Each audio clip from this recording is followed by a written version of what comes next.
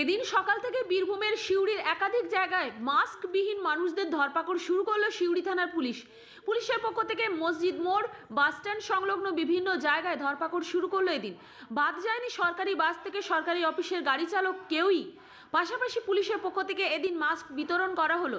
যে সমস্ত মানুষ মাস্ক পরে না এসেছেন তাদের মাইকিং করা হলো শহর জুড়ে।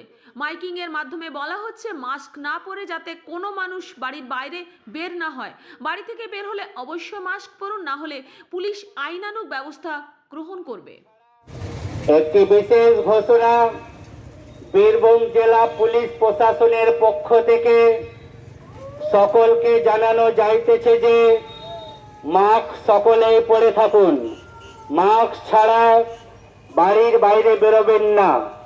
মাস্ক ছাড়া বাড়ির প্রশাসনের আদেশ অনুসারে সকলকে জানানো যাইতেছে যে মাস্ক সকলেই পরে থাকুন।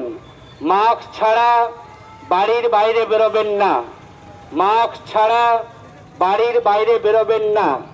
সোশ্যাল ডিস্টেন্স মেনটেন করে চলুন।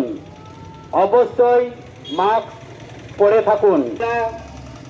বীরভূম জেলা পুলিশ প্রশাসনের পক্ষ থেকে সকলকে জানানো যাইতেছে যে মাস্ক সকলেই পরে থাকুন। মাস্ক ছাড়া বাড়ির বাইরে বেরোবেন না। বীরভূম থেকে স্নেহা চক্রবর্তী রিপোর্ট, নূতন ভোর।